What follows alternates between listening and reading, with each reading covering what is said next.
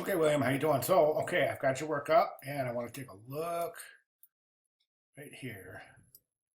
Let's zoom in here. I think your logo looks great. I love it.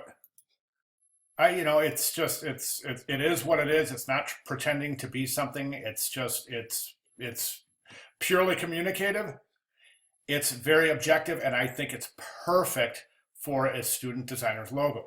I'm going to Command R here real quick because I want to bring a guide down. I want to show you something. Right down there, bottom of your B, baseline, is a perfect place to establish your alignment for the graphic designer. So I would definitely either align that with that or align the top. I would say preferably the bottom.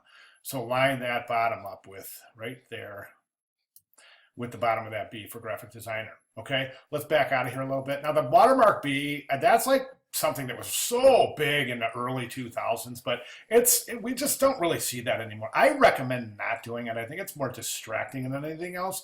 And I think it takes away some versatility from your letterhead. Now don't forget, now presumably you're going to be placing your resume eventually on this letterhead, as well as any other branding correspondence, thank you notes, thank you letters, introductory letters, cover letters, etc., etc.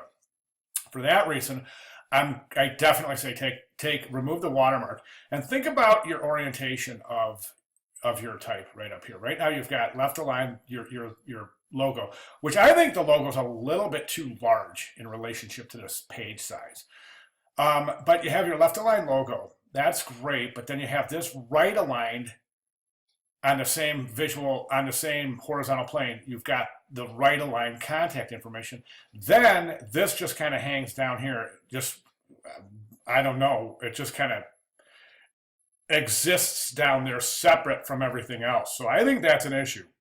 It's okay though, because there's an easy fix and one that I think will work beautifully. And I'd say that, and I recommend this a lot for first iterations or first attempts for branding letterhead, is logo. That's great placement of logo. That's entry point of the page. That's perfect. Right now, by placing your contact information up here, you're giving your logo a little competition, a little run for its own money. You don't want anything to compete with your logo. I think that's a great reason to take all of your contact information, span it as a footer on the bottom of the page. This will do a couple of things. Number one, it'll reduce the number of visual stops on your page. By proximity and grouping, all of your contact information will be related to one another. Right now, it's not. This is separate, meaning giving this visual notion to the viewer that this is separate and not related to these. Okay, so that's what that would do, and then also it would, if you banner the bottom of your, and I'm just talking about typographically placing your contact information elements right down here. Then what you're doing is you're really opening up this whole page for just wonderful versatility. Okay, so that would be my recommendation there. Now, then we can take that right over to the business card too. And as a matter of fact, I probably should have looked at the business card first, but it doesn't really matter because we can look at the business card here. We can see that this relationship to the page size, I think, is a little bit more comfortable than this, as this seems pretty large. So then what you have here, over here, you've got logo, upper left, then you've got left aligned type next to logo. Over here, you've got logo, left center, and then below it, you've got left aligned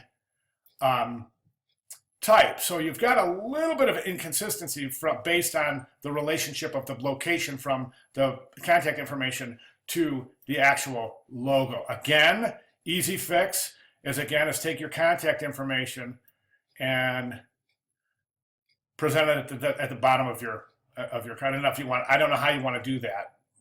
Figure out a way to do that.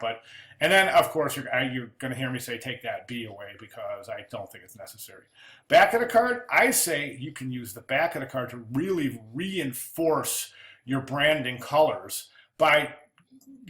The whole back of the card is blue with just the B in the center. You don't even have to center the B if you don't want. You can place it off center to be interesting. It might be interesting, but since everything else on your logo is centered, I think it might be, and just expand that color field to the, bleed it off the side of the card. And I think that'll really reinforce the color instead of adding this new relationship on your business card, and that's this gray and blue relationship, which is not seen anywhere else so far in your branding package. Okay, so those are my comments. Good job, William. Any questions, comments, or other further concerns, please let me know. Thank you.